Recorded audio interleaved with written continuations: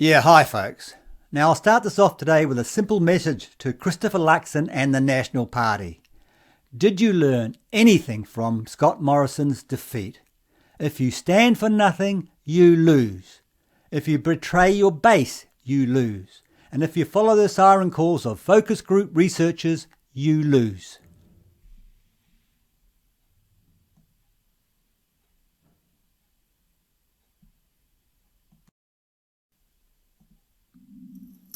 Good morning and welcome to Outsiders. Scott Morrison and the Coalition did not lose government last night. They lost it on November 1st last year, when Scott Morrison stood in front of an adoring crowd of climate cultists in Glasgow and committed Australia to the ridiculous pledge of net zero by 2050. Attacking and resisting climate change alarmism had been the secret winning weapon of the Liberal and National parties at every election since and including the landslide win in 2013.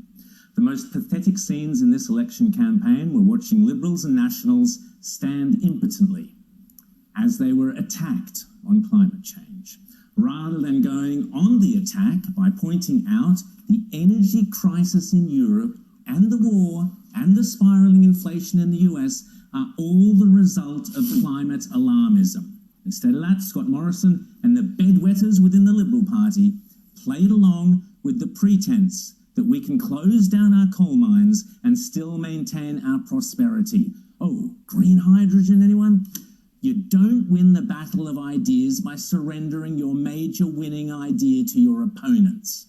Scott Morrison, through his cowardice on the climate issue and so many other issues, in particular, the abandonment of the nation during COVID to the outrageous human rights abuses of the Labour premiers and the left, and abandoning cultural issues such as religious freedom, has decimated the Liberal Party. If you stand for nothing, you lose. That is the message from this campaign. If you betray your base, you lose. If you follow the siren calls of focus group researchers, you lose. Exactly. Well said, Rowan. Whether you like or loathe the Teals, the point is they fought from a position of conviction. They stood for something they believe in and they won. It is time for the Liberal Party to rediscover its conservative convictions and stop pandering to the woke, touchy-feely left. Go woke, go broke. Exactly. And Scott Morrison also bought into the WHO's pandemic treaty. The World Health Organization meets on May 22, and on the agenda is a potential pandemic treaty which would allow the WHO to direct countries in how they control pandemics. Would you consider signing up to that and handing over any controls to the organisation? I have always been supportive right from the outset and was criticised heavily, I stress, heavily, mocked in fact by the Labor Party for saying the WHO should have those powers and those authorities to be able to go and deal with pandemic situations, because we all know what happened at the start of this pandemic. The problem is we don't know what happened at the start of this pandemic, and I was the one calling to ensure that we had an independent process. The WHO independent? Really? To understand what happened so it couldn't be repeated. So I have been in the vanguard of those moves internationally to ensure that there is greater protection for world health, to ensure that those world health authorities can come and understand what's going on and be able to assist countries to be able to prevent the spread and outbreak of major infectious diseases. Now we'll look at the text of all of that, but we have been amongst the countries that have been positive about these sorts of changes. Have to look closely at what the detail is in these things, as you always must.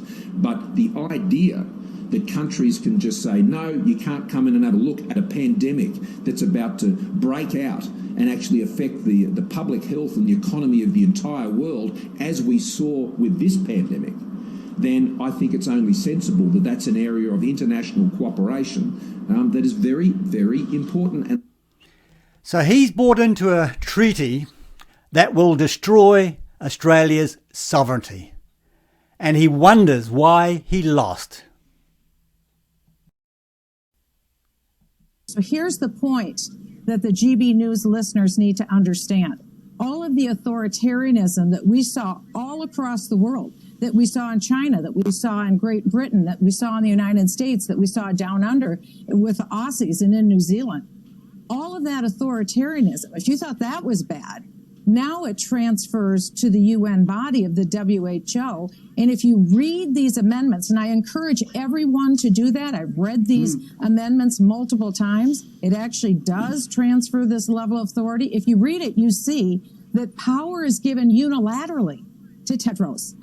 Yeah, who's controlled by the CCP. He doesn't have to have any scientific basis, no reasoning. He can make whatever decision he wants, even if it goes against what our country wants. He can go ahead and make those decisions. And if the political leadership in the country goes along with Tedros, it's done. And he can lock us up in our homes. He can mandate that we inject something in our body. He can force us to wear filthy masks. All of this absolute authoritarianism that is lawless, that is unconstitutional in the United States, would transfer over to the UN. It's absolutely shocking. And the vote is coming up next week, May 22nd through 28th in Geneva, Switzerland. And this includes Great Britain has already signed on. There are about 47 nations, and it's real nations. It's not small little nations. It's the 47 large nations are on board. Why?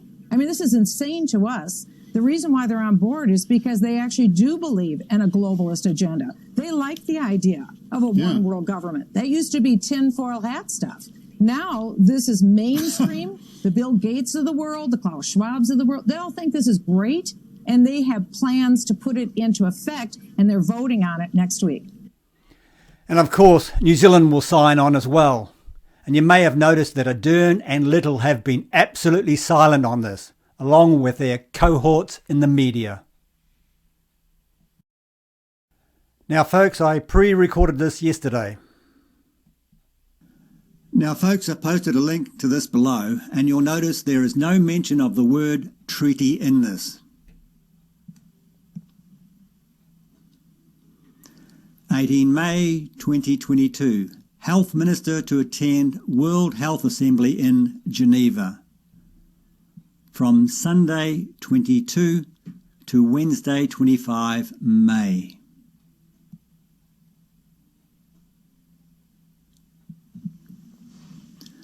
The Health Minister will also hold bilateral meetings with counterparts from other countries and meet with United Nations health leaders to discuss health issues ranging from mental health, cancer, infection prevention and control, and efforts to strengthen the international system for pandemic prevention, preparedness and response.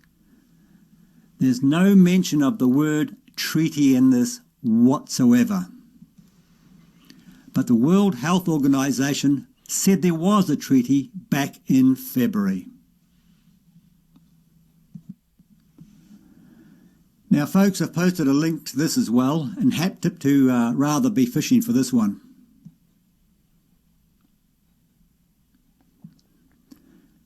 New Zealand and WHO partnering for a healthier future. 28 February 2022.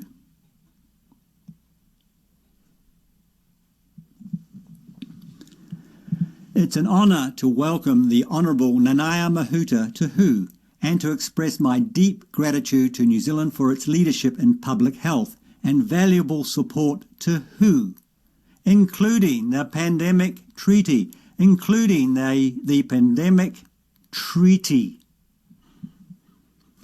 This is back in February, and the media and politicians are silent. Now folks, everything Tucker says in this video also applies to Australia and New Zealand.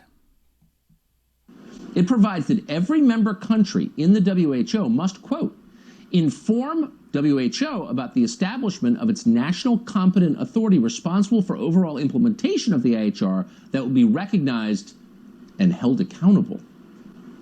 Under this treaty, WHO members must enforce orders from the WHO. They have to act as the heavies for the WHO, and if they don't, they'll be sanctioned. the White House is going to be the muscle for the director of the World Health Organization. So who is the director of the World Health Organization?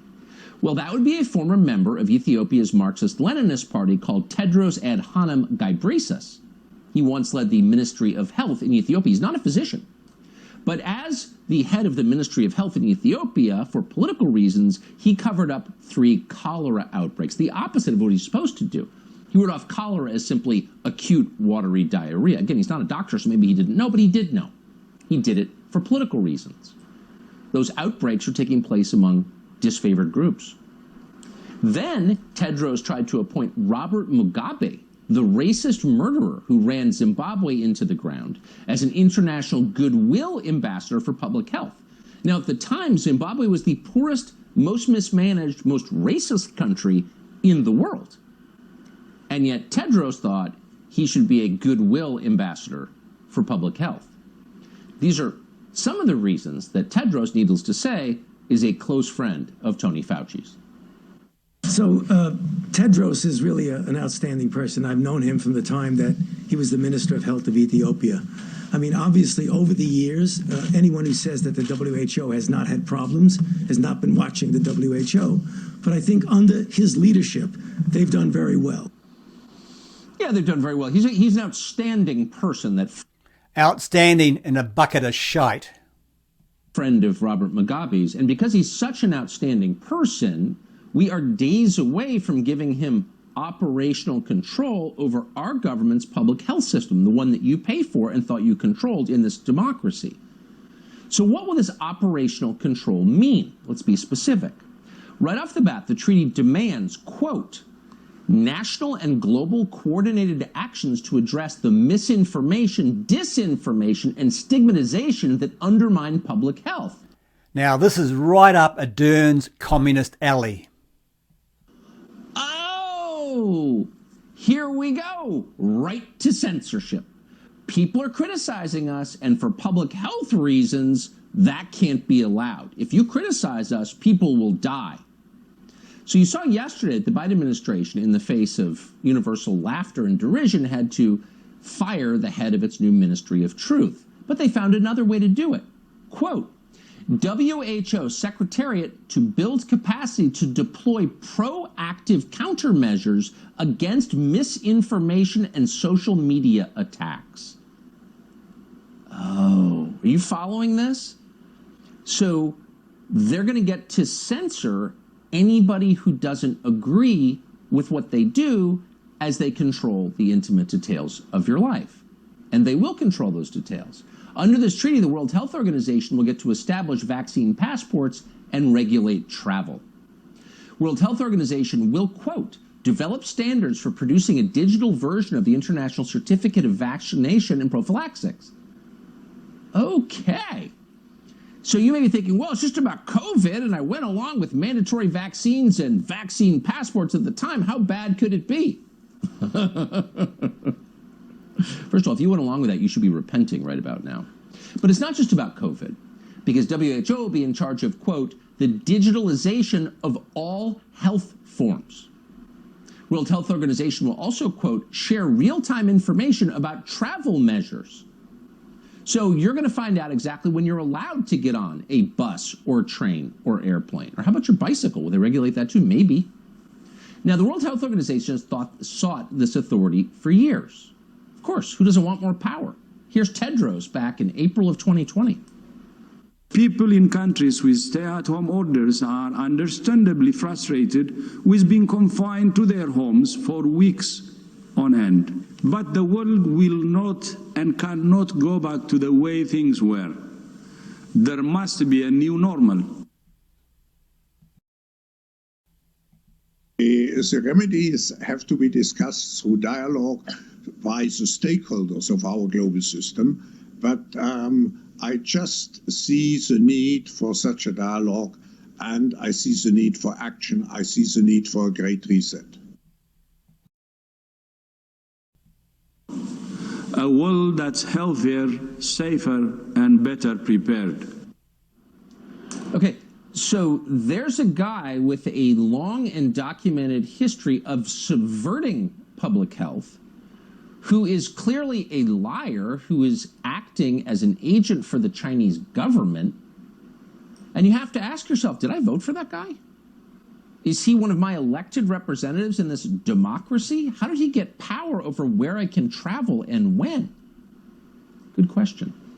And it's not just lockdowns that man, Tedros, would be able to dictate. The World Health Organization would also assume total control over vaccine manufacturing and distribution. We're not making this up, by the way. According to the document, WHO would create a, quote, truly global end-to-end platform for vaccines, diagnostics, therapeutics, and essential supplies, shifting from a model where innovation is left to the market to a model aimed at delivering global public goods. And we're not making it up. That's a verbatim quote. It actually says that. No more innovation, centralized control. Global communism. According to the treaty, those vaccines and essential medicines, because it gets better on every page, will be distributed not on the basis of need, but on the basis of equity. Equity is, quote, it says, critically important for global health, both as a principle and as an outcome. That's what the treaty declares. Therefore, the World Health Organization will ensure, quote, equitable and effective access to vaccines, therapeutics, diagnostics, and essential supplies, and for clinical trials. And that means, again quoting, healthcare workers and the most vulnerable will have priority access. Not the sickest, not the people who need the medicine most, but the most vulnerable in a larger sense. In other words, favored groups get medicine first. There is no graver violation of medical ethics than this. Every physician practicing in the United States promises not to do what you just heard.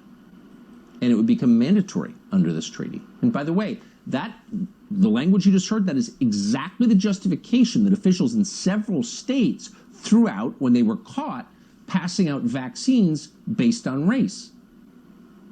This is a power grab. It's dangerous. It is, by the way, a reward to the very people who screwed up 2 years of COVID response. Oh, let's give them more power. This is lunacy. And people who know that it's happening are upset. 125,000 people in the UK have just called for a referendum on this treaty. They signed a petition.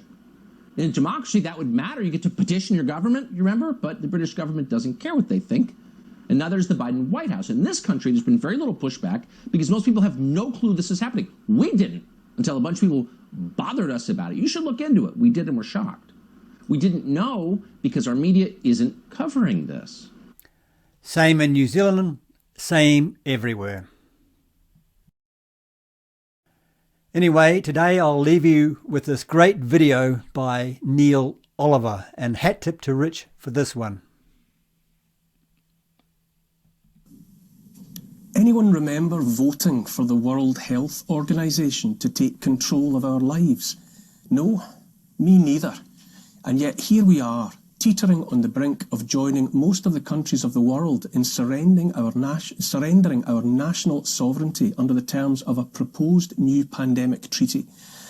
Once British ink is dry on the necessary paperwork, we and most of the rest of the billions living on planet Earth will, in the event of another pandemic, take our instructions not from politicians we actually voted for and could, hypothetically at least, have the option of getting rid of, but from the unelected, faceless bureaucrats of the WHO. This is no conspiracy theory, by the way, no tin hats required. This is real and happening now. And a whole lot of people would rather you weren't paying attention. The WHO is a fabulously wealthy offshoot of the United Nations.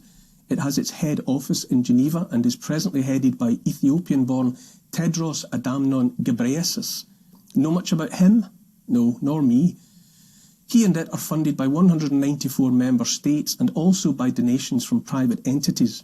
As things stand, most of its money comes from the United States of America, from communist China, and from computer salesman and international man of mystery Bill Gates. Let us remember that for the past 2 years, the WHO has loudly celebrated the approach taken by China to the handling of COVID-19.